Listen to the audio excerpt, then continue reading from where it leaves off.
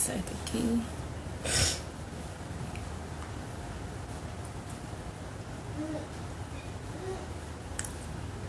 Oi, gente, boa noite. Aguardando aí o pessoal entrar. Oi, Manu. Seja bem-vinda, boa noite. Oi, Tayane. Bem-vinda também. Estão conseguindo me ouvir direitinho?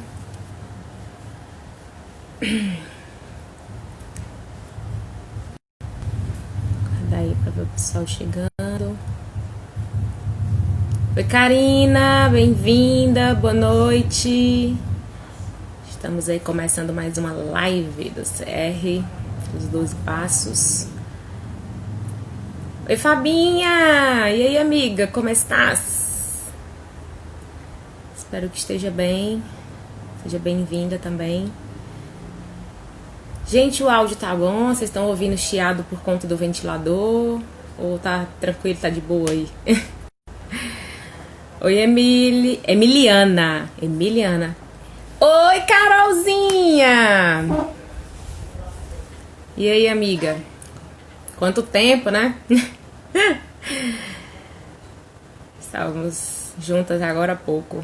Andréia, bem-vinda, boa noite, pessoal. Alguém me dá aí um retorno se tá legal o som, o áudio tá bom? Se tá conseguindo ouvir? Oi, Carmen, Mônica.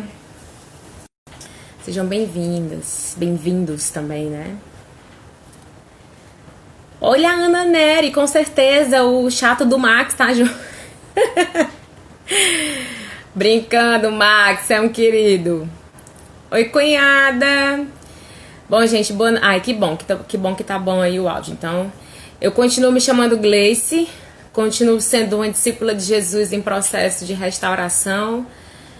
Oi, Tainá, lutando aí com várias falhas de caráter, várias limitações, lutando aí com a codependência emocional, com a ansiedade, né? Na última live fui bem vulnerável e falei um pouco sobre isso.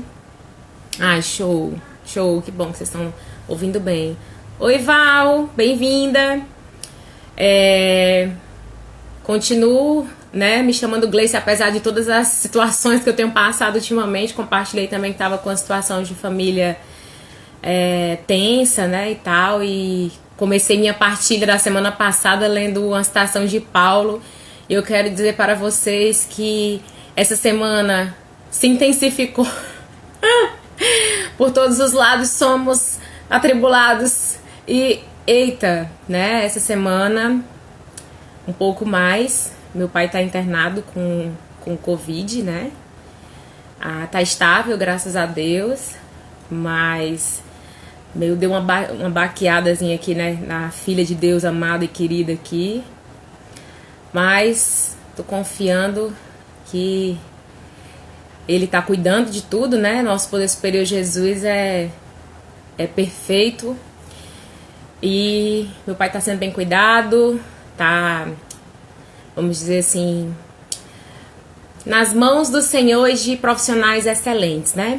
Então, desde já aí, mais uma vez sendo vulnerável, me perguntaram assim: Gleice, você vai fazer a live mesmo assim? Com tudo isso, né? Porque eu levei um baque, eu tive uma DR com Deus.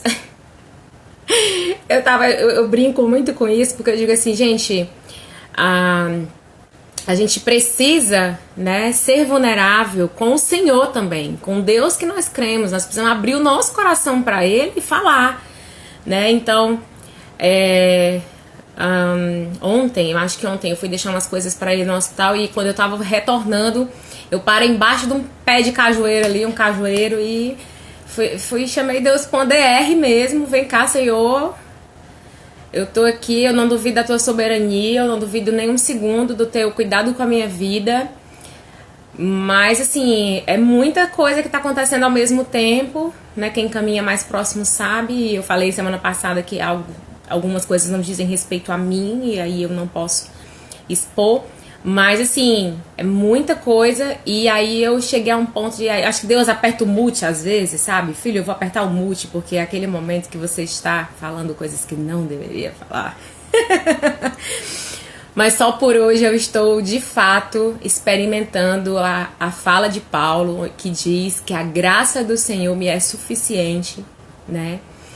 Se você me perguntar, Gleice, como é que você está hoje? A graça de Deus me basta, eu estou bem, eu estou confiante e crendo que Deus está no controle absoluto de todas as coisas e a vontade dele é boa, perfeita, agradável e soberana e que eu não preciso entender, né? Mas eu já fiquei de bem dele, tá, gente? Eu tive uma DR com ele, mas eu já fui vulnerável com ele. Assim, eu tô chateada com o senhor, assim, como é que o senhor fala um negócio desse com meu pai? Poxa vida. Mas depois, assim, eu pedi perdão, né? Deus já me perdoou. Eu liguei pra Carol, que tá aqui, ó, que vocês estão vendo aí, glória a Deus, né? E confessei, né, que tava rebelde, né? Eu luto com a rebeldia. E só por hoje eu estou bem e em paz, né? Então, mais uma vez, pra vocês que estão chegando aí, sejam bem-vindos, né? Eu queria de novo reforçar, todos nós somos, né, em Cristo Jesus, Andréia. O sacrifício dele é maior. E aí a Carol, né, me perguntou como prestadora de contas, você vai fazer a live mesmo assim?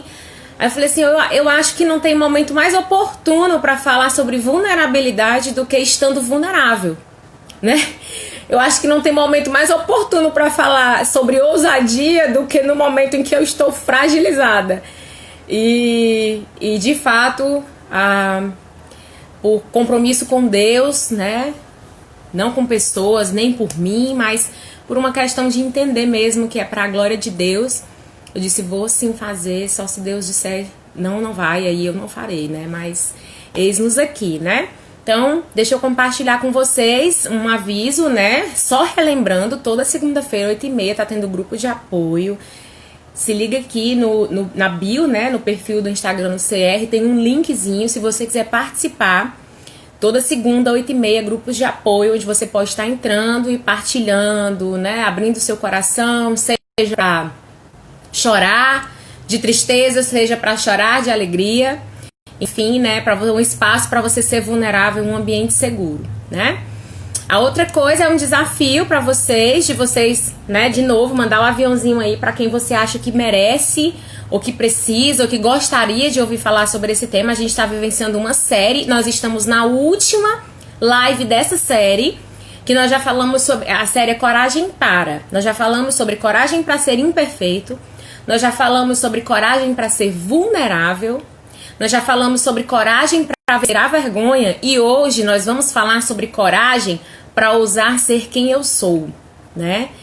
E aí foi quando eu disse, né? Não tinha um momento mais oportuno para eu falar quem eu sou do que vivendo o que eu estou vivendo, que a minha família está vivendo, né? Um período de aflição, de angústia, de incerteza, mas o poder de Deus se aperfeiçoa na nossa fraqueza, né? E quando nós somos fracos é que nós somos fortes, porque a fortaleza é dele. Então, nós falamos muito sobre vergonha, demos uma pincelada. E aí, Fábio? Oi, Vitória. Demos uma pincelada sobre culpa. Essa semana eu li um livro fantástico, um livro fininho assim, que você não dá nada pelo livro. Mas ele é bem pesado, é de teologia, mas eu vou, num determinado momento, pontuar sobre ele, né? Mas eu queria começar falando, eu sempre adoro do dicionário, né? Então, falar sobre ousadia. Antes de falar do conceito do dicionário de ousadia, eu queria ler para vocês um trecho com o qual de novo, né? A série é baseada no livro A Coragem de Ser Imperfeito, né? Coragem de Ser Imperfeito. E aí, no prólogo, ela usa uma citação do discurso Cidadania em uma República de Theodore Roosevelt. O inglês é uma porcaria, tá? Relevem. Mas olha só o trecho. Não é o crítico que importa, nem aquele que aponta o que foi que o homem tropeçou ou como o autor das façanhas poderia ter feito melhor.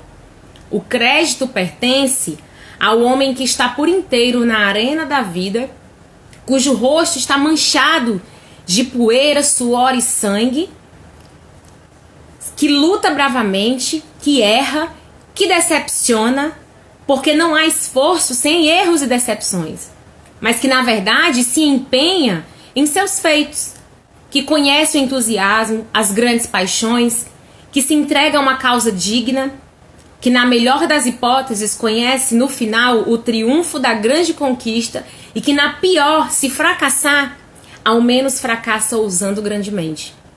Então, esse trecho, ela começa o livro, né, o prólogo, ela traz logo essa citação falando que, cara, ousar ser quem nós somos é ousar ser quem Deus nos criou para ser, né?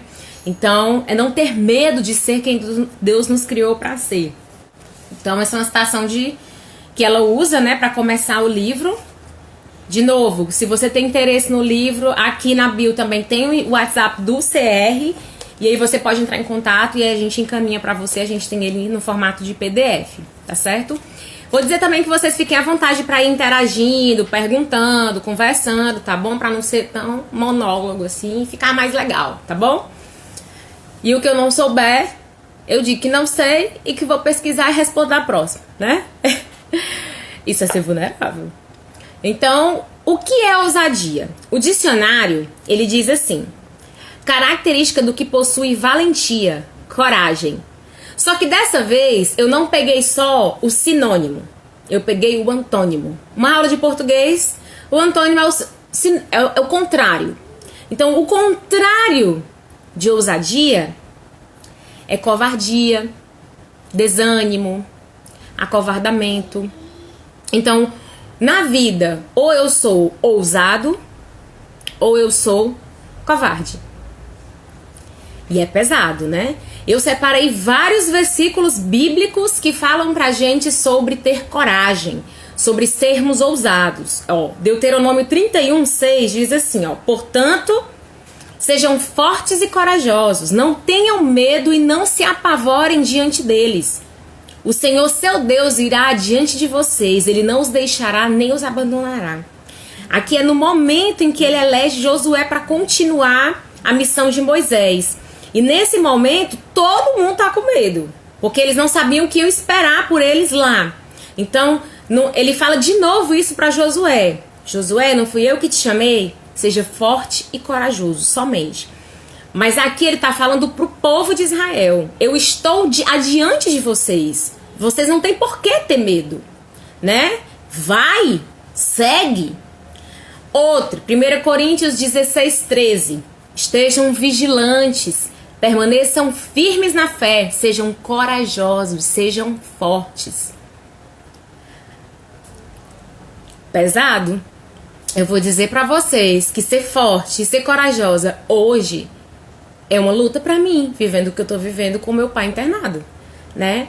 Preocupada, aflita, eu tenho uma mãe idosa, a gente tá aqui, todos os cuidados, o que pode ser feito, o que pode não ser feito. Tá aqui a máscara, ó, usando todo o tempo a máscara, tirei pra fazer a live.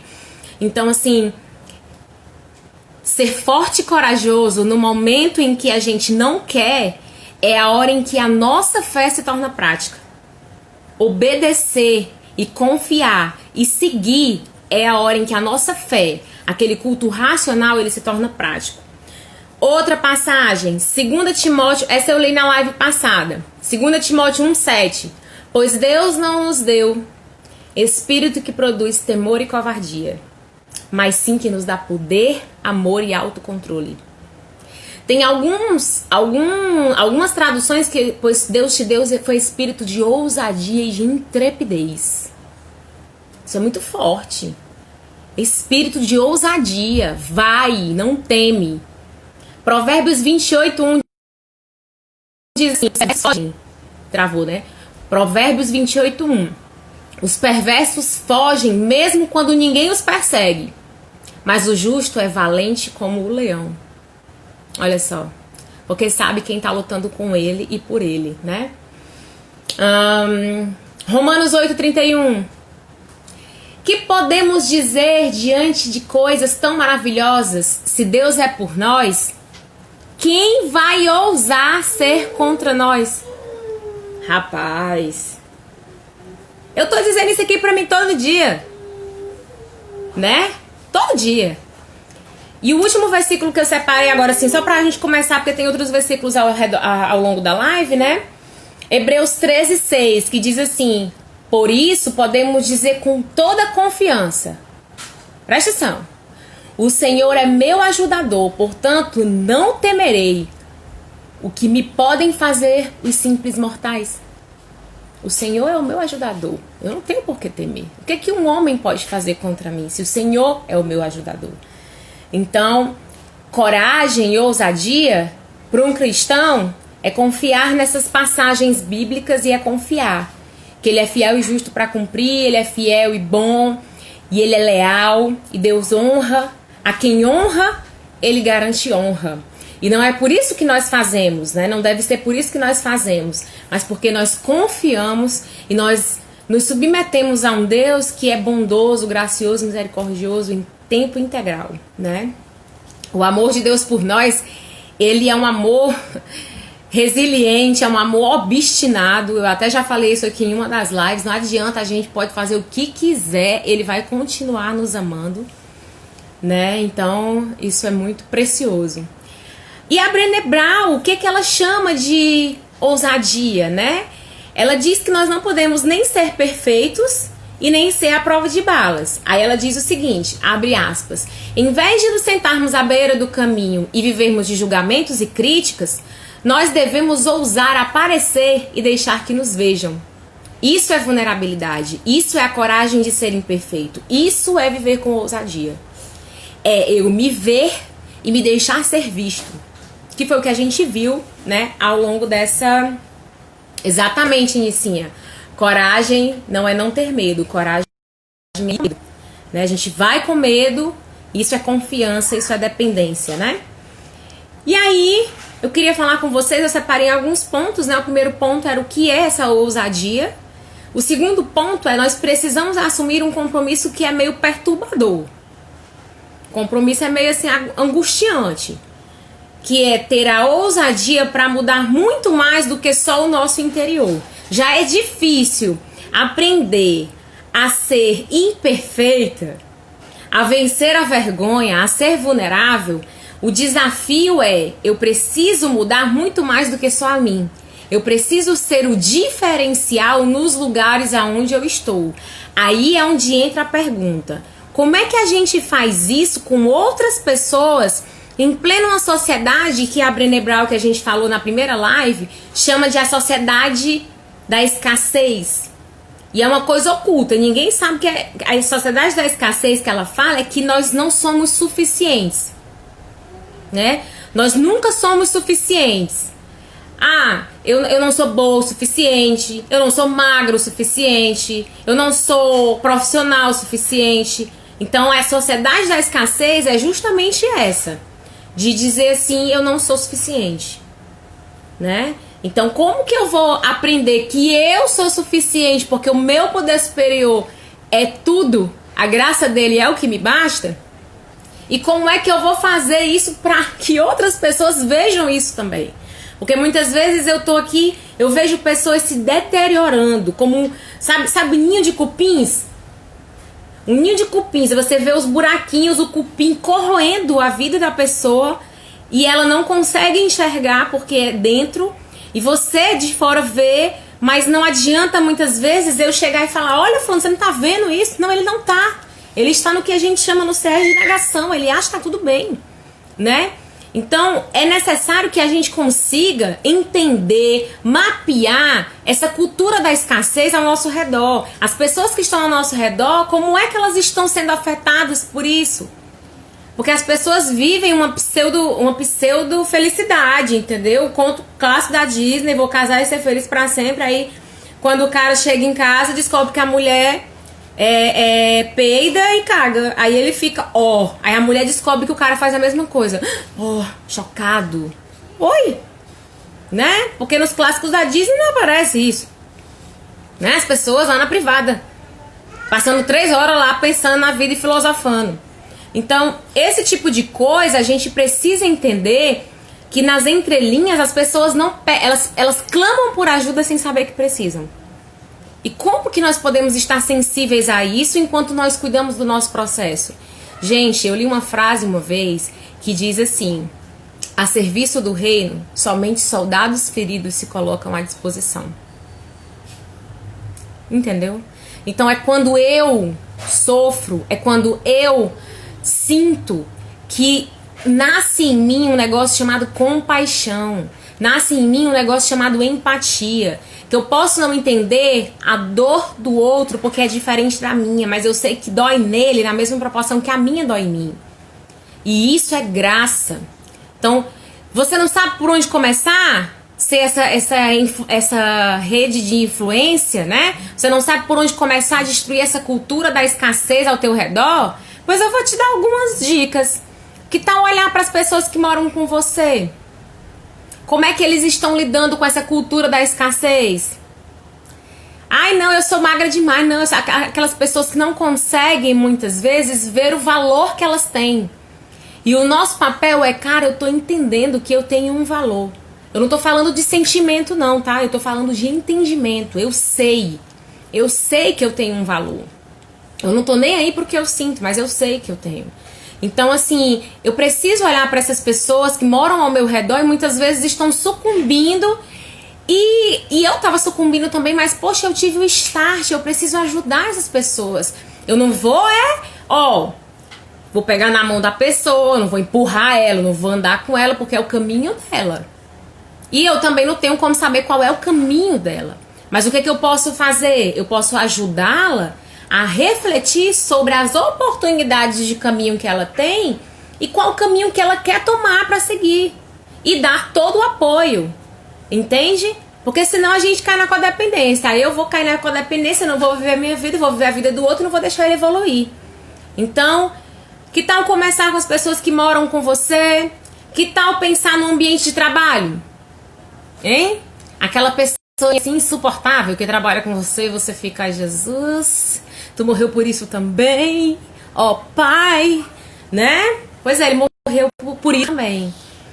E a nós, né, cabe o papel de amar. Olha aí que legal. A Vitória tá falando sobre essa questão de entender a dor do outro. Me lembro muito da Elizabeth Elliot, ela diz: o sofrimento foi o meio insubstituível pelo qual aprendi uma verdade indispensável.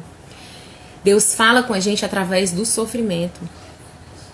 É impressionante, não tem pra onde correr. Né? Às vezes é a única hora em que a gente para e realmente se rende. É quando há sofrimento, é quando há entendimento, é quando há... Opa! Ui!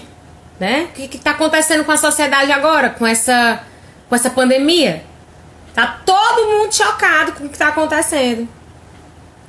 Meu pai não tava saindo de casa pra absolutamente nada. Quem tava cortando o cabelo dele era eu. Horrível, assim, ele dizendo corte aqui, corte acolá, e eu lá tacando a tesoura. Entendeu?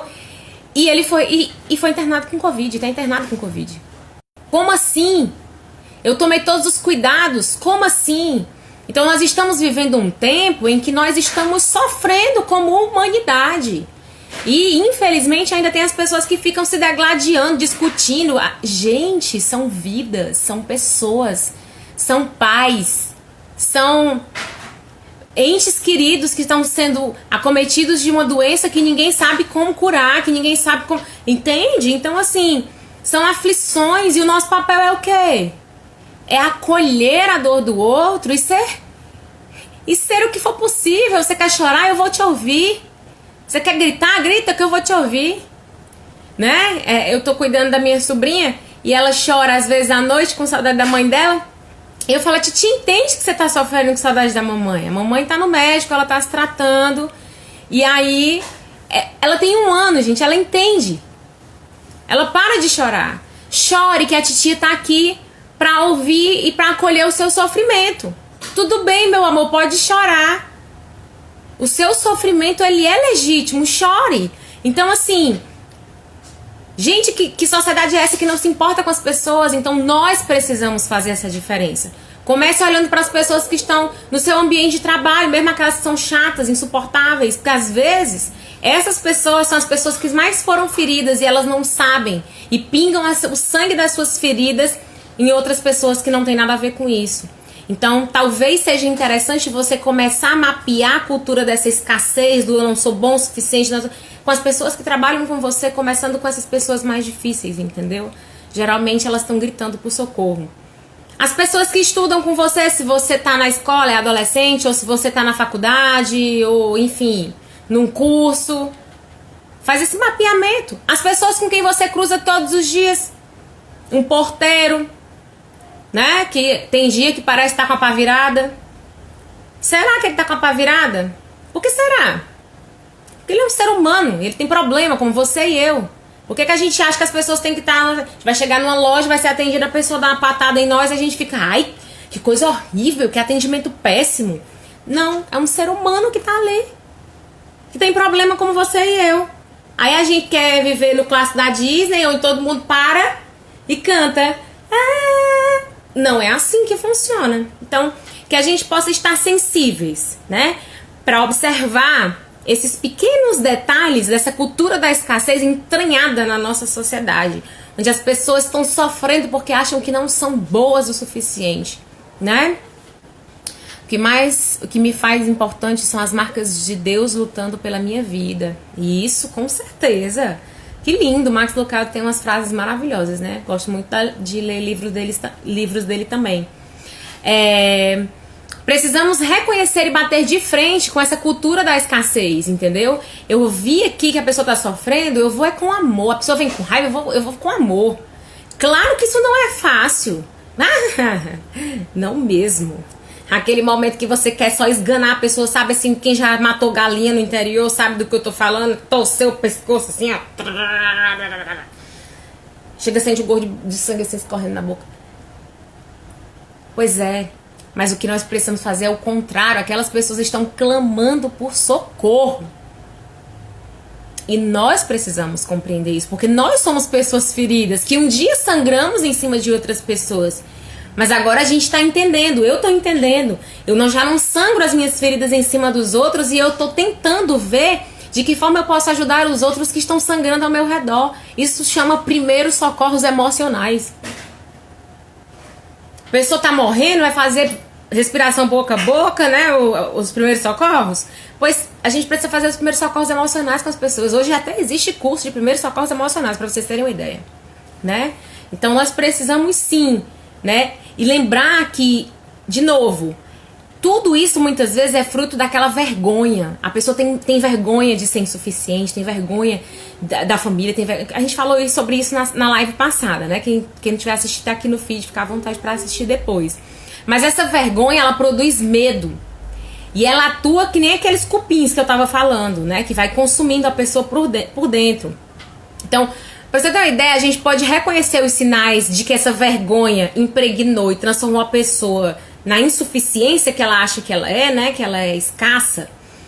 Vou dizer algumas palavras que vão te dar alguns panoramas e cenários para que você possa ir mapeando essas pessoas que você talvez possa ajudar intencionalmente. Sinais como culpa, fofoca, favoritismo, né? Pessoa favorita a outra e tal.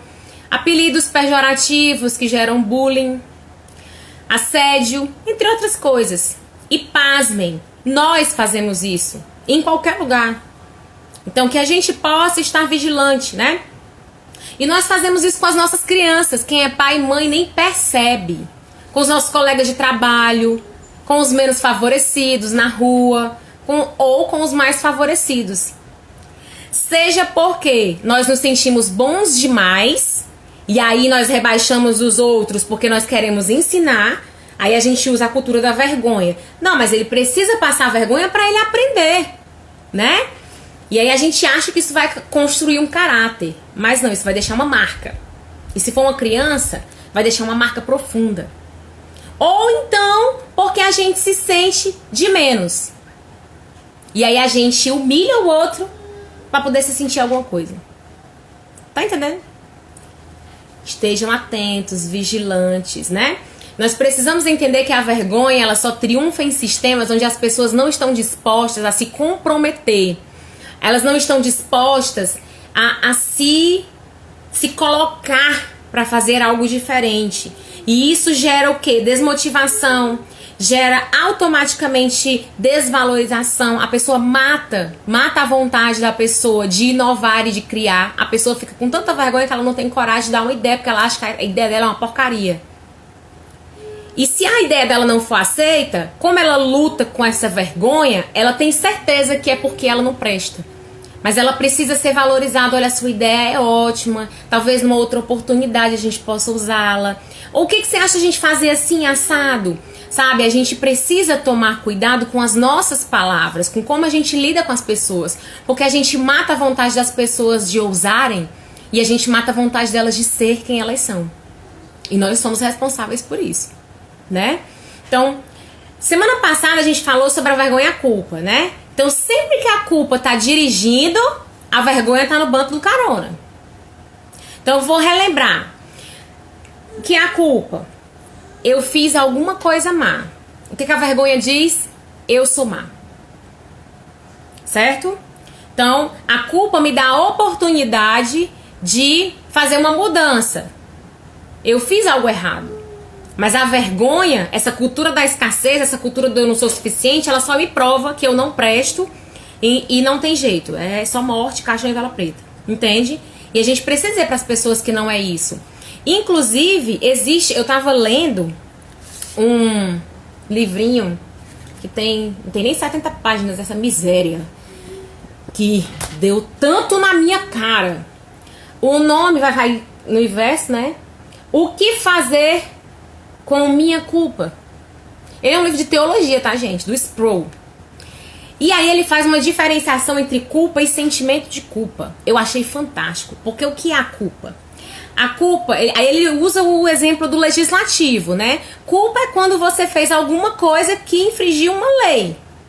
No caso da Bíblia, nós temos culpa quando nós pecamos. Ok, tranquilo, show, né? Agora, eu posso ter culpa sem ter sentimento de culpa. Por exemplo, o cara ele dá um exemplo do cara que vai pro tribunal e vai se defender. Aí ele diz assim, como é que você se declara? Ele fez tudo, tem tudo prova, cena, vídeo, DNA, tudo. Tem vídeo. Aí, como você se declara? Inocente. Como assim inocente? É porque eu não me sinto culpado. Então eu posso não me sentir culpado e ter culpa, e eu posso não ter culpa e me sentir culpado. Aí sabe o que acontece com nós cristãos que estamos em processo de restauração, nessa nossa jornada? Quem luta aí como eu com a culpa, que a primeira pessoa para quem eu recorro quando eu tô com problema é a culpa. Eu quero abraçar ela, minha culpa me ajuda. Porque, né, é uma luta da pessoa. Então, sabe o que é o sentimento de culpa? É você esquecer que a única coisa que você precisa para ser perdoado é confessar os teus pecados ao Senhor, e Ele é fiel e justo, e Ele vai te perdoar e vai te purificar de todos os pecados. E quando você simplesmente não consegue aceitar isso, aí você peca de novo contra Deus, o pecado da arrogância. Então a gente precisa aceitar a nossa suficiência em Deus, e que Ele ama de qualquer forma, entende? Então existe uma diferença entre culpa e sentimento de culpa, né? Todos nós temos culpa, né? Mas Jesus morreu para que nós pudéssemos ter uma defesa, certo? Então que a gente nunca esqueça disso. Que a gente faça o quê? Eu vou confessar o meu pecado ao Senhor, eu vou confessar o meu pecado. Passo 5, hein, gente? Passo 5 do inventário, a leitura do inventário moral. Eu vou confessar o meu pecado para mim, para Deus e para outra pessoa. E pronto, a minha conta tá paga. Acabou.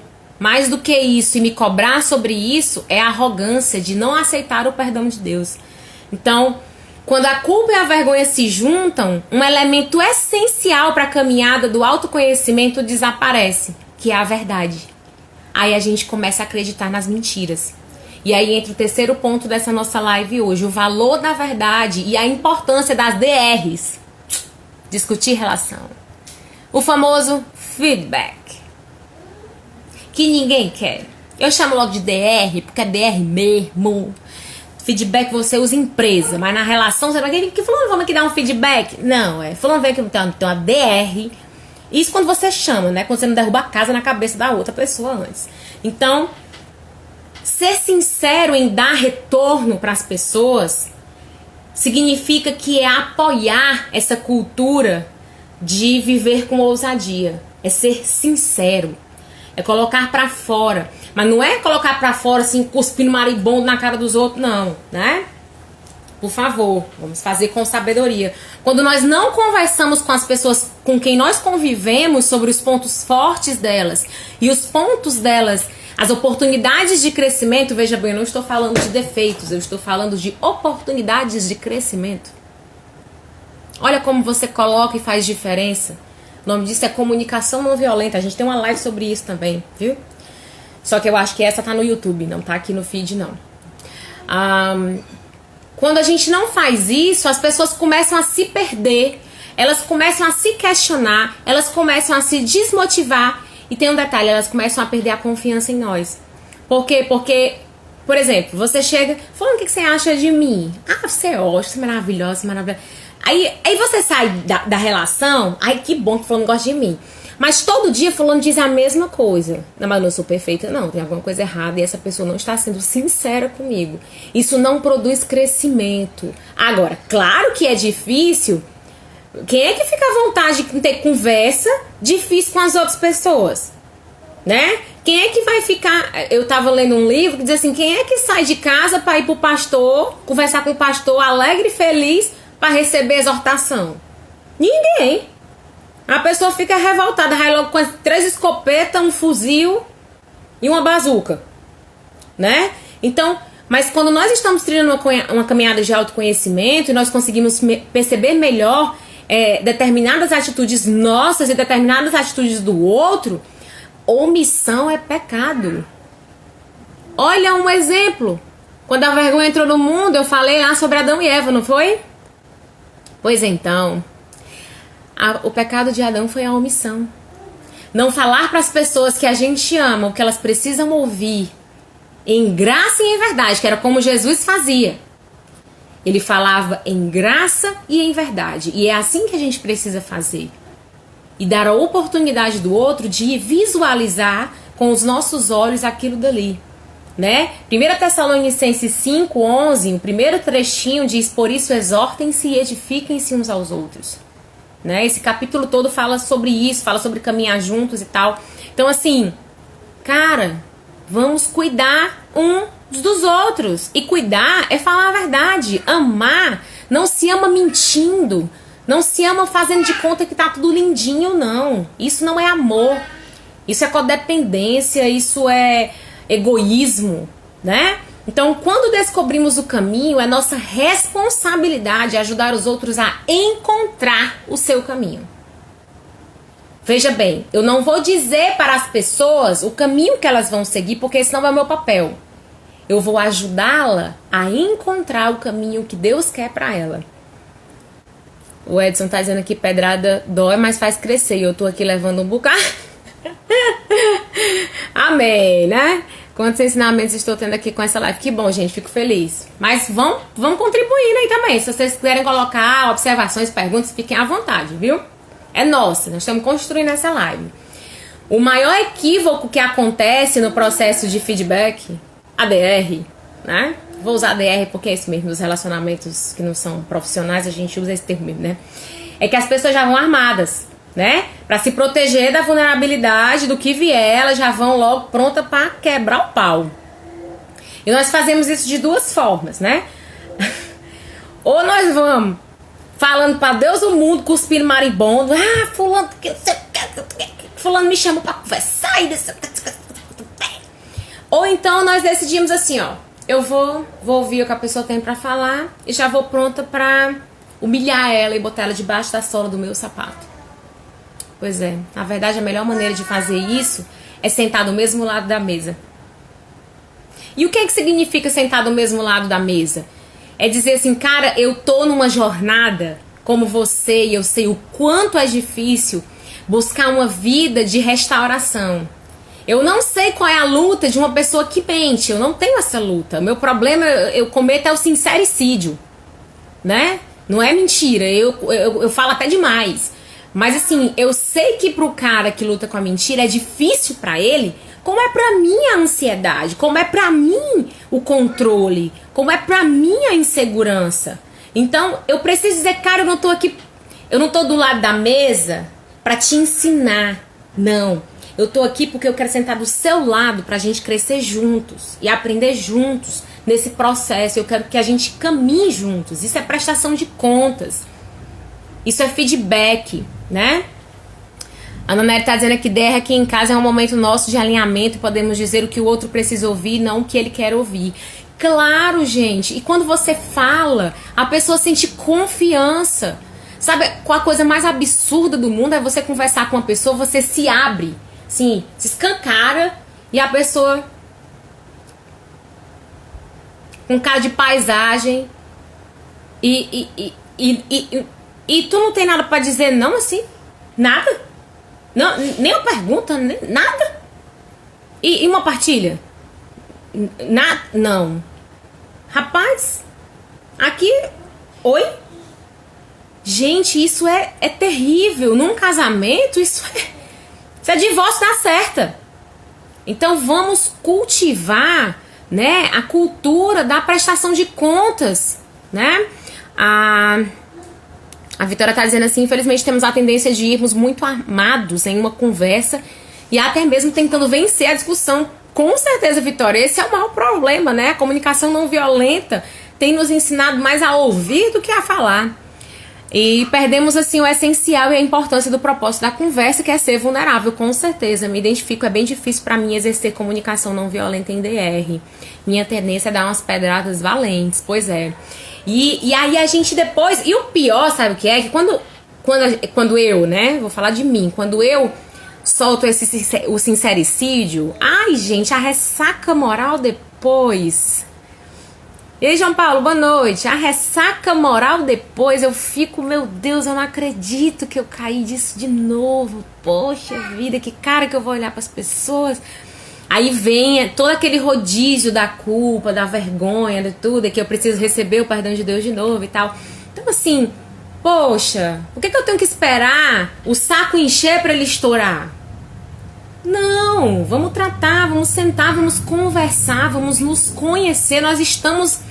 Sabe o trecho que eu li? Na arena da vida, nós temos pessoas lutando do nosso lado, com o rosto sujo de areia, sangrando, mas lutando ao nosso lado. Então por que a gente não é sincero com essas pessoas? Por que a gente não consegue abrir o nosso coração e ser vulnerável? E se deixar mostrar, para que a pessoa também veja e se deixe mostrar, né? Então, quando nós nos fechamos para a vulnerabilidade, automaticamente nós nos fechamos para as oportunidades. Sabe o que é pior nisso tudo? É que quem é mãe e pai, eita, não só faz isso, como demonstra pelo exemplo isso aos próprios filhos. E aí é onde entra o quarto ponto da nossa live. João Paulo, o negócio da língua é complicado. Tiaguinho, ele dá umas dicas legais, viu, Livio Thiago? Sobre isso. O quarto ponto é, para criar filhos plenos, e é preciso que nós ousemos ser os adultos que nós queremos que os nossos filhos sejam um dia. Será que nós estamos pedindo que os nossos filhos sejam homens e mulheres ousados e corajosos e nós somos... covardes? A Vitória tá dizendo assim, algo ainda mais destrutivo é a omissão, como você explicou. Quando um se omite é complicado. Isso vale para os diversos tipos de relacionamento. Precisamos cuidar e ser cuidados. Com certeza. Gente, omissão é pecado e é dos grandes. A Carol tá dizendo, é importante avaliar o tempo adequado para ter uma DR, porque se o outro não estiver disposto a receber com graça, terá a sensação de acusação. O inimigo é mestre em destoar as verdades. Perfeito. O que a gente aprende no passo 8 e 9 é que o perdão, né, o pedido de perdão, o tempo de reparação é diferente para as pessoas. Então pode ser que eu chegue aqui para você e diga, olha, eu cometi uma coisa contra você, você não sabe, eu fiz isso, eu falei mal de você nas suas costas e eu gostaria de lhe pedir perdão. A pessoa tem que processar o que eu fiz, ela tem que entender, ela tem que sentir, ela tem que me responder na mesma hora. Não, não é assim que vocês falam bode, não. Então é assim, eu vou fazer a minha parte, eu vou esperar o momento certo e vou dar liberdade para a pessoa dela processar aquilo dali do jeito que ela puder, do tempo que ela quiser, que ela tiver para fazer, entendeu? Ora, a pessoa não sabia nem tinha apanhado, ela tem que apanhar, sentir a dor, o alívio, a anestesia e perdoar? Não, não, não, não. O nome disso é ansiedade. Eu quero que você me perdoe. Não, você não. Eu preciso, você não precisa. Você quer, mas você não precisa do perdão da pessoa. Precisa do perdão de Deus e do perdão próprio. Porque pode ser que a pessoa não consiga te perdoar porque o processo dela de restauração é dificuldade em perdoar. Aí tu vai parar a tua jornada de restauração esperando eu te perdoar. Aí não, eu não vou perdoar não porque fulano não se arrependeu, entendeu? Aí eu não vou perdoar. Jesus morreu antes que eu pecasse pelo meu pecado. Então assim, quem vem primeiro, o ovo ou a galinha? Deu pra entender? Eu sei que às vezes eu viajo, né? Mas deu pra entender, né? Voltando pros filhos. A maioria de nós adoraria ter um manual de como criar os filhos, né? Rapaz, ia ser muito bom, perfeito, maravilhoso. Mas os meninos não vêm com manual de instruções. Não mesmo.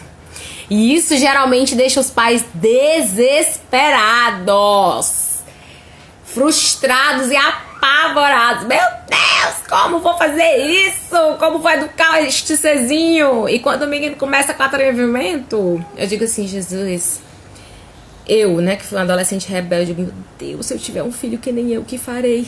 O que farei? Como farei? Ó. Enfim, deixa eu te dar uma dica, né? O que nós somos ensina muito mais a uma criança do que qualquer coisa que a gente diga. Pois é, não vem com manual não, né, Tassiana? Pois é, então. Valeu, Vitória, é umas viagens legais, né? Que bom, ainda bem que vocês não estão perdendo e estão viajando, mas eu também. Então, portanto, nós precisamos ser o que nós queremos que os nossos filhos sejam. É simples, mas é difícil.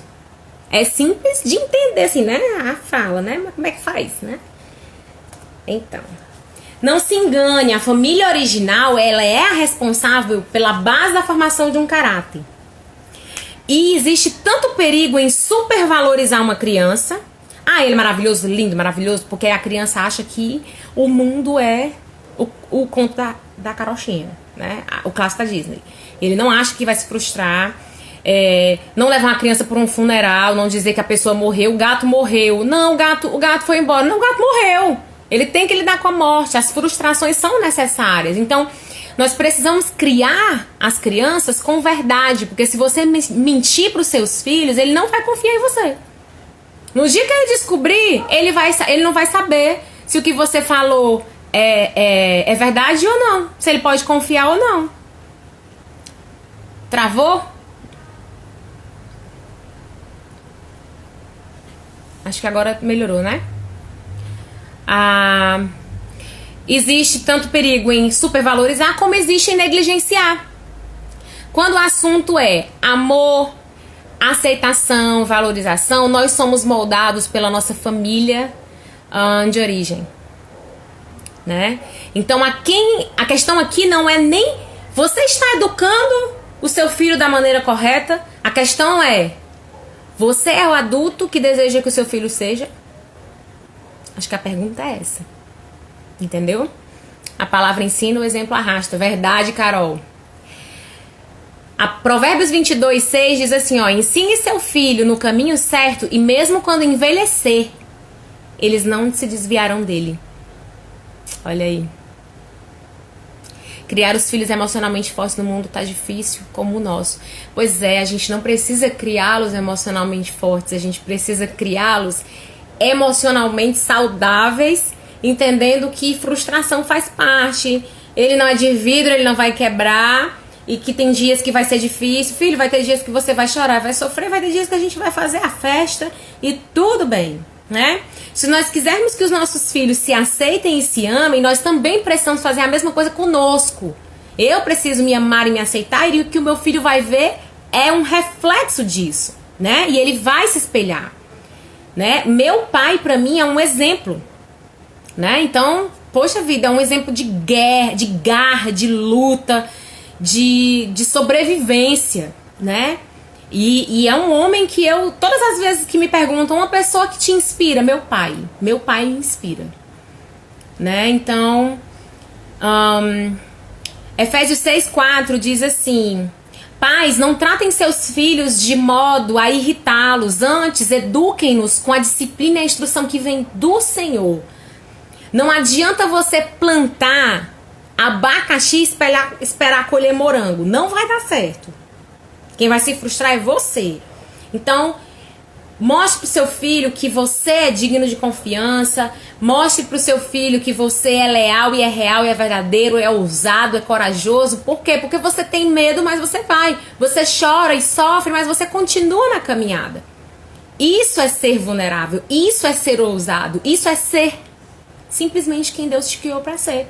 Nós somos seres humanos. Nada glorifica mais a Deus em uma árvore do que ela ser uma árvore. Nada glorifica mais a Deus em um ser humano do que ele ser humano, né?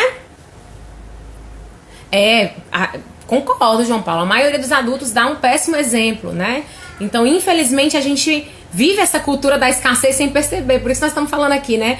Vamos observar e dar feedbacks, né? E dar retornos sobre isso e ajudar as pessoas, né? O crucial na relação entre pai e filho precisa ser confiança. E ela só pode ser estabelecida em cima de uma coisa: verdade, né? Vamos sempre lembrar que as experiências de vergonha na infância, elas afetam a nossa fase adulta. Então, que o pai não faça o filho passar vergonha para ser educado, né? Não, filho, olha, você não precisa ser perfeito, você não precisa... E a gente tem que preparar os filhos para momentos de vergonha, porque eles vão viver momentos de vergonha. Não dá para criar numa bolha, botar numa bolha, e aí ele nunca vai saber que o mundo é diferente. Não, ele vai saber, e se você não contar, ele vai saber de outra forma, e talvez seja pior, porque ele vai dizer assim: por que meu pai e minha mãe não me contaram isso? E aquele ambiente não vai ser um ambiente de confiança para ele. Se você responde às perguntas do seu filho, mesmo não sabendo como, e você diz: filha, a mamãe não sabe, o papai não sabe, a gente vai pesquisar para lhe falar, e você dá um retorno, é muito mais... Você cria um laço indissolúvel, inquebrável com o seu filho de confiança, né? E não, ai, o neném nasceu da cegonha, deixou aqui na porta. Não é não. Não foi não, né? Então, assim, como você vai contar? Eu não sei. Pesquisa na internet maneiras engraçadas, didáticas e lúdicas de você explicar a verdade para as crianças sobre como elas vieram ao mundo. Mas tem, né? E o tempo tá correndo aqui. Eu até tenho um exemplo, mas eu não vou dar porque... enfim. Nós não podemos imunizar os nossos filhos contra a vergonha, mas nós podemos prepará-los para ser resilientes, ousados e ser quem Deus criou eles para ser, né? Frágeis, às vezes, tristes, chorar, gritar, berrar, enfim. O nosso papel é fazer com que nossos filhos saibam que eles são amados e queridos pelos pais e que o amor deles é incondicional. E isso dá segurança, acreditem, né? A minha segurança, eu acho que eu só não me perdi mais nas minhas insanidades de adolescente e jovem, porque eu sabia que eu tinha uma base, eu tinha pra onde voltar. Você acha que os pais podem ser amigos dos filhos ou não sem perder a autoridade? Eu acho que os pais podem ser amigos e assim eles exercem a autoridade. Sabe? Porque o que acontece? A autoridade precisa ser... A autoridade que a gente fala bíblica é submissão. Você vai ter um filho que vai te honrar e vai se submeter a você. E essa autoridade, ela precisa ser exercida com graça e verdade. Ela precisa ser exercida com amor. Ela não precisa ser, porque o contrário disso é autoritarismo. Não é autoridade. Você não é uma autoridade, você é um autoritário. Então você pode ser amigo do seu filho E assim você garante a sua autoridade, a submissão, a lealdade e a honra do seu filho até o último momento.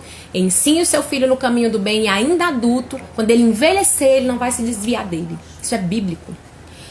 Então, pais vulneráveis geram filhos vulneráveis, né? Nosso tempo tá quase acabando, vou correr aqui um pouquinho. E uma coisa que é muito importante, gente, da gente cultivar no nosso coração e no coração das crianças, é a esperança, né? Entendendo que não é uma emoção e não é um sentimento, tá? Emoção é uma maneira de pensar. E aí a gente pode fazer isso de 3 formas, né? 3 coisas são indispensáveis pra gente praticar essa forma de pensar que é a esperança. Eu saber, né, onde eu quero chegar. 2, sei como chegar lá. Eu sou persistente, eu sei que eu posso lidar com as frustrações e tentar novamente. E isso garante esperança. E 3, eu posso fazer isso. Eu posso. Tem uma música, uma canção do Marcos Almeida, que o título dela é Esperar é Caminhar. E eu gosto de uma palavra que foi criada que chama esperançar, né? Que diz: quando espero a chuva chegar, tu vens com o teu vento. Ele falando com Deus, né? Quando eu espero tua voz estrondar, tu vens com silêncio. Eu espero em ti, embora sem saber como tu dirás, eu não sei. Mas eu esperarei. Quando espero o mar se abrir, vejo os meus pés sobre as águas. Quando eu espero o fogo arder, aí eu ouço a brisa suave. Mesmo sem saber como tu dirás, dentro de mim reinará a tua paz, que me faz saber que esperar em ti é sempre caminhar. Então, esperar em Deus é caminhar. O que nós precisamos fazer por nós, pelos filhos, pelas pessoas que estão ao nosso redor, por tudo, é aprender a traçar os nossos caminhos e entender que nem tudo vai estar bem o tempo todo e tudo bem por isso, que frustrações vão fazer parte dessa caminhada, mas que nós sempre podemos recomeçar com a ajuda de Deus, nosso poder superior Jesus. Com a ajuda dele, tá? Ele não vai fazer por mim nem por você. Ele é um pai super excelente na paternidade. Ele nos ensina, ele nos incentiva, mas ele não faz por nós. Vou voltar aqui um pouquinho que eu vi que tinha alguns... O Emerson fez uma pergunta. É possível educar os filhos sendo que nossa educação foi totalmente diferente?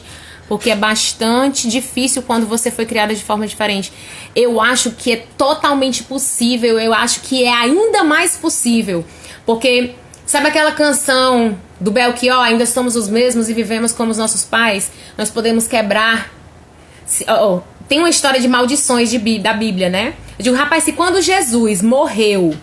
tremeu o chão da terra porque o véu do santuário se rasgou, que imagina o que foi que aconteceu com as maldições. Então, nós podemos ser o elemento que vai quebrar o ciclo de insanidade, de padrões doentios que a gente foi aprendendo ao longo da vida. Só que isso custa caro, porque a gente precisa ser ousado, né? Amém, Andréia. Glória a Deus. E famílias que têm pais do mesmo sexo, como ser um exemplo relevante bíblico? Não, aí não é, né? Não, relevante pode ser, mas bíblico não é, porque na Bíblia não tem casais do mesmo sexo, né? Ok. Como Deus é lindo. Ok. Esse assunto aí do João Paulo, gostei, João Paulo, apenas que a gente não tem mais tempo para conversar sobre isso. O nosso tempo tá acabando, faltam 2 minutos, mas João Paulo não tem como ser bíblico, né? Pode ser que seja relevante socialmente falando, pode ser que essa criança se sinta amada, pode ser que, enfim. Mas ela vai crescer tendo como entendimento que aquilo dali, que o relacionamento homoafetivo é normal. E de fato é normal, né?